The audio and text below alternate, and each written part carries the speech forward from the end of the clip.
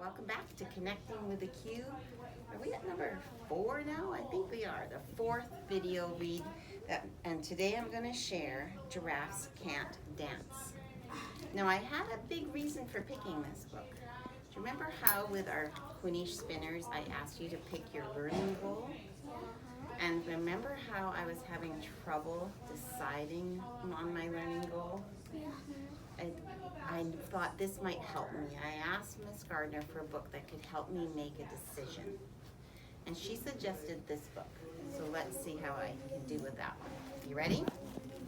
Giraffes Can't Dance by Giles Andrade and Guy Parker Reese. So that's part of the tricky part is finding something that's Gerald was a tall giraffe whose neck was long and slim, but his knees were awfully crooked and his legs were rather thin.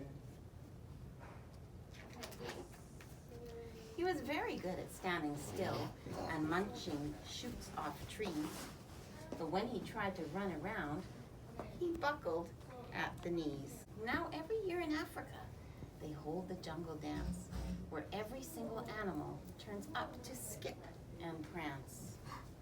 And this year when the day arrived, poor Gerald felt so sad, because when it came to dancing, he was really very bad.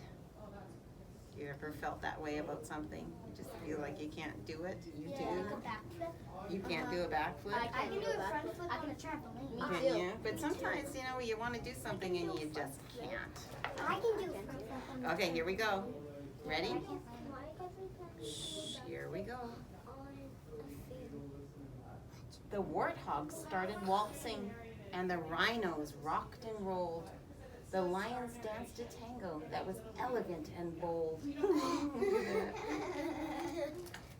The chimps all did a cha-cha, and with a very Latin feel, and 8 baboons then teamed up for a splendid Scottish reel. Gerald swallowed bravely as he walked toward the floor, but the lions saw him coming, and they soon began to roar. Hey, look at clumsy Gerald, the animals all sneered. Giraffes can't dance, you silly fool. Oh, Gerald, you're so weird. Oh, Gerald simply froze up. He was rooted to the spot. They're right, he thought. I'm useless. Oh, I feel like such a clot. So he crept off from the dance floor and he started walking home. He'd never felt so sad before. So sad and so alone. Then he found a little clearing and he looked up at the sky. The moon can be so beautiful, he whispered with a sigh. Excuse me, coughed a cricket who'd seen Gerald earlier on. But sometimes when you're different, you just need a different song. Listen to the swaying grass and listen to the trees. To me, the sweetest music is those branches in the breeze. So imagine that the lovely moon is playing just for you. Everything makes music if you really want it to. With that, the cricket smiled and picked up his violin.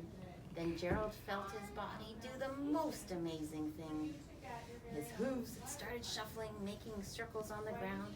His neck was gently swaying, and his tail was swishing around. That looks like he has many tails. He does. Yeah. Look at that. That's like the backflip you wanted to do.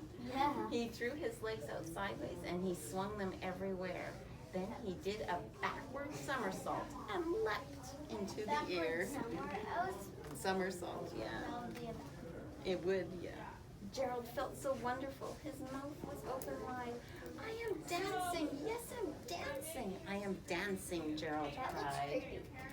Then one by one, each animal who'd been there at the dance arrived while Gerald boogied in and watched him quite entranced. They shouted, "It's a miracle! We must be in a dream. Gerald is the best dancer that we have ever seen." That's a rhyme. It is. The whole book was rhyming. Not really. How did you learn to dance like that? Please, Gerald, tell us how.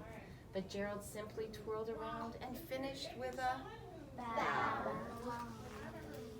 Then he raised his head and looked up at the moon and stars above.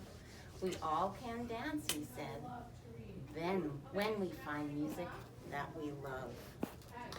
That doesn't rhyme. That wasn't a strong rhyme, that last bit, was it? It's a good message, though. Can you wonder why I might use this book to help me decide on my goal, my learning goal? Why? Do you wonder why? Dancing. Maybe dancing? I know how to. Do you know how to dance? Yeah, Why, I think Peyton? Maybe because you don't know how to read as good as you could. Oh, maybe to help me with my reading, help me practice with the rhyming. Well, I'm not going to tell you till next week when we do our Q mini assemblies, and then we'll see. But I have a favor to ask. My baby grandson Noah, he watches my videos too, and then he waves at me at the end. So let's turn and wave goodbye to my grandson Noah. Okay? Bye, Noah. Thanks for watching, everyone. See you next week.